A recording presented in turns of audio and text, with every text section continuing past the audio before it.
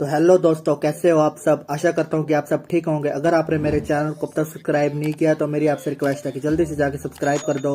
और आज हम ही walk up after 820 years and goes to magic academy का फर्स्ट एपिसोड देखेंगे। तो चलिए बिना देरी करे हुए शुरू करते हैं। एपिसोड की शुरुआत में हम एक सोल्जर को देखते हैं जो कि रात को घने जंगल में फंसा होता है और वो फोन पे अपनी मदद के लिए दूसरे सोल्जर्स को बुला रहा होता है। वो कहता है कि दुश्मन ने हमारे ऊपर अटैक कर दिया है। हम 324 सोल्जर थे लेकिन 323 मर चुके हैं अब तक। इसके बाद सडनली एक दुश्मन आकर उस सोल्जर को भी मार गिराता है। दूसरी तरफ हम कुछ सोल्जर को देखते हैं जो कुछ डॉक्टर को बचाकर उनको हेलीकॉप्टर में बिठा रहे होते हैं। हम देखते हैं कि एक गुंडा ड्रोन की मदद से उनके ऊपर नजर रख रहा होता है। तभी एक गुंडा अपने पार्टनर को फोन कर देता है और उसको कहता है कि टाकियो, मैं तुम्हें हेलीकॉप्टर की लोकेशन भेज रहा हूँ, ये बिल्कुल पास में है, तुम वहाँ जा सकते हो क्या। हम देखते हैं कि इस गुंडे का नाम टाकियो होता है और ये कहता है कि नो प्रॉब्लम, मैं जा रहा हूँ वहाँ पर। इसके बाद हम देखते हैं कि टाकियो उस लोकेशन पर पहुंच जाता है और अपनी गन से उन सोल्जर्स पर हमला कर देता है। टाकियो उन डॉक्टर्स को देख के कहता है कि हमारा टारगेट सुरक्षित है। इसके बाद हम एक और गुंडे को देखते हैं जो कि सोल्जर को मारने के बाद कह रहा होता है कि मैंने सोचा था कि मुझे बहुत बड़ा काम मिलेगा लेकिन ये तो बिल्कुल छोटा सा था। हम देखते हैं कि इस गुंडे का नाम शार्क होता है। तभी इन सभी गुंडों का कैप्टन आ जाता है और शार्क से कहने लगता है कि ये मिशन तुम्हारी पर्सनल सर्टिफिकेशन के लिए नहीं है। कैप्टन कहता है कि टाओ और टाकियो को भी बुला लो, हम अब नेक्स्ट मिशन पे निकल रहे हैं। फिर शार्क कैप्टन से पूछने लगता है कि अब हम कहाँ जा रहे हैं। कैप्टन कहता है कि जापान। इसके बाद सीन चेंज होता है और हम दो स्टूडेंट को देखते हैं जो कि स्कूल में जा रहे होते हैं। हम देखते हैं कि ये स्टूडेंट जिसके हाथ में पट्टी लगी है उसका नाम शिनवू होता है और दूसरी तरफ जिसको चश्मा लगा है उसका नाम हैन है। शिनवू हैन से कहता है कि आज मैं बहुत एक्साइटेड हूँ, मैं इतने दिनों बाद स्कूल जा रहा हूँ। हैन कहता है कि क्या जरूरत थी स्कूल जाने की, तुम्हारा हाथ तो टूटा पड़ा है, तुम कैसे नोट्स बना पाओगे। इस पर फिर शिनवू कहता है कि तुम हो ना मेरे साथ, तुम्हारे नोट्स ले लूंगा मैं, प्रॉब्लम सॉल्व। इसके बाद हम देखते हैं कि वो दोनों स्कूल में आ जाते हैं और वो स्कूल में काले कोट पहने हुए एक लड़के को देखते हैं जो कि बहुत हैंडसम होता है। सारी लड़कियां उस पर फिदा हो जाती है और कहती हैं कि कितना हॉट है ये। शिनवू और हैन इस लड़के को देखकर बहुत ज्यादा कंफ्यूज हो जाते हैं कि आखिरकार ये कौन है। हैन कहता है कि कभी ये न्यू सिक्योरिटी गार्ड तो नहीं है हमारे स्कूल का। इसके बाद फिर ये दोनों इस लड़के के पास आ जाते हैं। फिर ये लड़का शिनवू से पूछने लगता है कि तुम्हारे हाथ में क्या हो गया, पट्टी क्यों लगी है। इस पर फिर शिनवू कहने लगता है कि कुछ नहीं, बस छोटा सा एक्सीडेंट हो गया था एक कार से। वहीं दूसरी तरफ हम स्कूल के प्रिंसिपल और उसके साथ खड़े एक लड़के को देखते हैं जो कि विंडो से नीचे देख रहे होते हैं। हम देखते हैं कि स्कूल के प्रिंसिपल का नाम फ्रैंकस्टीन होता है। प्रिंसिपल फ्रैंकस्टीन इस लड़के से कहते हैं कि मास्टर, ऐसा लगता है कि याददाश्त को मिटाना हमारे लिए सफल रहा। हम देखते हैं कि जो लड़का ये प्रिंसिपल के साथ खड़ा है इसका नाम राय होता है। इसके बाद हमें पास्ट का सीन दिखाया जाता है जहाँ पर प्रिंसिपल, राय और वो हैंडसम लड़का एक साथ होते हैं। प्रिंसिपल फ्रैंकस्टीन इस हैंडसम लड़के से कह रहे होते हैं कि आखिरकार कौन हो तुम, मुझे पक्का यकीन है तुम एक आम इंसान तो नहीं हो। फिर ये लड़का कहता है कि एक ऑर्गेनाइजेशन है द यूनियन, मैं उससे बिलोंग करता हूँ। इस पर फिर प्रिंसिपल कहते हैं कि द यूनियन। हम देखते हैं कि हैंडसम लड़के का नाम M21 होता है। M21 प्रिंसिपल से कहता है कि द यूनियन एक एडवांस साइंटिफिक ऑर्गेनाइजेशन है, वहाँ पर सिर्फ मैं एक एक्सपेरिमेंटल सब्जेक्ट था जिसका एम सिर्फ जैक और मैरी की हेल्प करना था।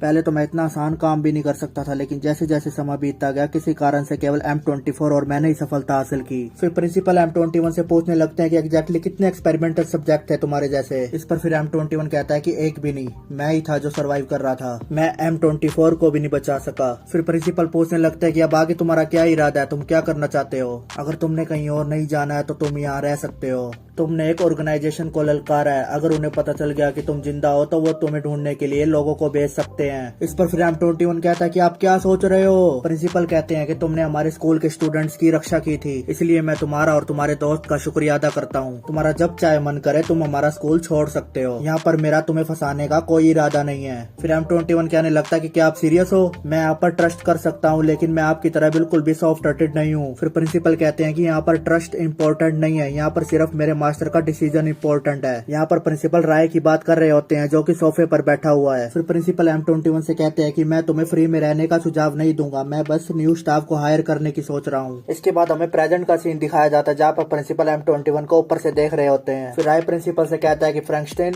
मैं जा रहा हूँ अब वो करने। फिर प्रिंसिपल मन ही मन में सोचने लगता है कि वही तो करने नहीं जा रहा जो मैंने इसको कल रात को बताया था। इसके बाद हम देखते हैं कि राय क्लास की तरफ जाने लगता है और सारी लड़कियां उसको देख के बिल्कुल शौक हो जाती हैं और कहती हैं कि कितना हैंडसम है ये, कितना क्यूट लग रहा है। क्लास में जाने के बाद राय शिनवू के पास आ जाता है और उसकी पट्टी को घूर के देखने लगता है। इसके बाद हम देखते हैं कि वो अपनी जेब में से एक मार्कर निकाल लेता है और शिनवू की पट्टी पर कुछ लिखने लगता है। हम देखते हैं कि राय अपने मार्कर से उसकी पट्टी पे अजीब सा जानवर बना देता है जिसे देखकर शिनवू पूरी तरह से हैरान हो जाता है और पूछने लगता है कि ये क्या बना दिया तुमने। में हम देखते हैं कि क्लास की सभी लड़कियां अपने फोन से राय की फोटो लेने लगती हैं। इसके बाद हम देखते हैं कि क्लास के टीचर आ जाते हैं और बोर्ड पर सभी बच्चों को पढ़ाने लगते हैं। लेकिन शिनवू के हाथ पे तो पट्टी लगी होती है, इसलिए वो अपने फोन से बोर्ड की फोटो खींच लेता है। फोन में फोटो खींच कर फिर वो राय और हैन को दिखाने लगता है। शिनवू के हाथ में फोन देख के हैन पूरी तरह से हैरान हो जाता है और उसे कहने लगता है कि तुम क्लास में फोन कैसे ले आए, यहाँ पर यूज करना मना है। क्लास खत्म होने के बाद फिर शिनवू हैन से कहता कि हैन चलो वीडियो गेम खेलने चलते हैं। इस पर फिर हैन कहता कि हाँ चलो चलते हैं। फिर हैन राय से पूछने लगता है कि तुम भी चलो ना हमारे साथ, तुम भी एंजॉय करना वीडियो गेम को। इस पर फिर शिनवू भी कहता है कि हाँ ये तो बहुत बढ़िया आइडिया है, राय तुम भी चलो हमारे साथ, मैं तुम्हें ट्रेन करूंगा। लेकिन इस पर राय कोई जवाब नहीं देता, वो बिल्कुल चुपचाप बैठा रहता है। राय को देखकर फिर हैन कहता कि क्या हुआ,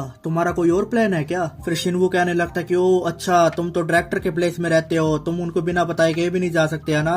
वहीं दूसरी तरफ हम प्रिंसिपल और M21 को देखते हैं। प्रिंसिपल M21 से पूछ रहे होते हैं कि तुम्हारा जॉब का पहला दिन कैसा रहा। M21 कहता है कि इस पर मैं कुछ नहीं कह सकता, मैं केवल यहाँ पर रहने के लिए काम कर रहा हूँ स्कूल में। इसके बाद हम देखते हैं कि वहाँ पर राय भी आ जाता है और कहने लगता है कि फ्रैंकस्टीन ये दुनिया सच में कितनी बदल चुकी है। उन स्टूडेंट्स के पास कुछ ऐसा है जो मेरे पास बिल्कुल भी नहीं है, वो हमेशा गेम खेलने की बात करते रहते हैं। राय की बातें सुनकर फ्रैंकस्टीन बिल्कुल कंफ्यूजन में पड़ जाता है और सोचने लगता है कि मास्टर मोबाइल फोन के बारे में बात कर रहे हैं क्या। इसके बाद फिर फ्रैंकस्टीन राय से कहते हैं कि मुझे माफ कर दीजिए, मैं आपको जल्द से जल्द एक मोबाइल प्रोवाइड कराता हूँ। नेक्स्ट डे में हम देखते हैं कि राय के पास अपना एक फोन होता है। राय के हाथ में फोन देखकर शिनवू पूरी तरह से हैरान हो जाता है और उससे कहता है कि ये तो स्मार्टफोन है। फिर वहाँ पर हैन भी आ जाता है और राय से कहता है कि तुम्हारे पास भी एक फोन है, ये तो बिल्कुल लेटेस्ट स्मार्टफोन लग रहा है। इसके बाद फिर शिनवू राय से कहने लगता है कि मुझे अपना नंबर दे दो यार। लेकिन इस पर फिर राय कुछ नहीं बोलता और चुपचाप बैठा रहता है। इस पर फिर शिनवू कहता है कि चुप क्यों बैठे हो, तुम्हें अपना मोबाइल नंबर याद नहीं है क्या। फिर हैन राय से कहने लगता है कि मुझे दो अपना फोन, मैं तुम्हें स्मार्टफोन मास्टर बना दूंगा आज। देखो पहले तुम्हें यहाँ क्लिक करना है, फिर वहाँ क्लिक करना है, फिर ये करना है, फिर वो करना है। इसी तरह हैन राय को स्मार्टफोन के सारे फंक्शन के बारे में बताने लगता है। फिर शिनवू भी मौके का फायदा उठा लेता है और हैन से कहने लगता है कि हैन मेरे को इसका एड्रेस और फोन नंबर भेज दो जल्दी से। इसके बाद फिर हैन राय को ईमेल के बारे में बताने लगता है कि ईमेल कैसे भेजा जाता है। इसके बाद फिर हम अगले सीन में M21 को देखते हैं जो किसी गहरी सोच में पड़ा होता है। तभी वहाँ पर स्कूल का पीएन आ जाता है और M21 से कहने लगता है कि तुम ही वही नई सिक्योरिटी गार्ड हो जिसके बारे में सभी बातें कर रहे हैं। मैंने सुना है कि प्रिंसिपल ने खुद तुम्हें पर्सनली चुना है, लगता है कि तुम बहुत अच्छे इंसान हो। इसके बाद हम देखते हैं कि स्कूल में बाहर से बहुत सारे आउटसाइडर आ जाते हैं और स्कूल के सभी बच्चों को परेशान करने लगते हैं। ये बड़ा सा बॉडी बिल्डर एक स्टूडेंट को उठाकर उससे कहता है कि ये तो वो नहीं लग रहा, उस लड़के को जल्दी से मेरे आगे लाओ जिसके बाल लाल कलर के हैं। हम देखते हैं कि वो यहाँ पर शिनवू की बात कर रहा होता है। हम देखते हैं कि सारे आउटसाइडर स्कूल की लड़कियों को छेड़ने लगते हैं। तभी वहाँ पर पियोन आ जाता है और उस बॉडी बिल्डर से कहने लगता है कि यहाँ आउटसाइडर अलाउड नहीं है, तुम क्यों आगे अंदर। इसके बाद हम देखते हैं कि वो बॉडी बिल्डर पियोन को मारने ही लगता है कि बीच में शिनवू आ जाता है। फिर वो बॉडी बिल्डर शिनवू से कहने लगता है कि तुम ही वही लड़की हो जिसने मेरी गर्लफ्रेंड को फ्लर्ट करने की कोशिश की। इसके बाद हम देखते हैं कि वो लड़की कार में बैठी होती है और हेलो कर रही होती है अंदर से। उस लड़की को देखकर फिर शिनवू को याद आ जाता है कि उसने उस लड़की को गिरने से बचाया था बस। इस पर फिर शिनवू उस बॉडीगार्ड से कहने लगता है कि तुम छोटी सी बात पर मुझे मारने आ गए यहाँ पर, मैं उससे फ्लर्ट थोड़ी कर रहा था, मैं तो उसको नीचे गिरने से बचा रहा था। लेकिन वो बॉडी बिल्डर शिनवू की एक बात भी नहीं सुनता और उस पर हमला कर देता है। इसके बाद फिर वो बॉडी बिल्डर शिनवू के मुंह पर जोर से मुक्का मार देता है जिससे शिनवू नीचे जाके गिर जाता है। वहीं दूसरी तरफ राय और M21 भी ये सब होते हुए देख रहे होते हैं।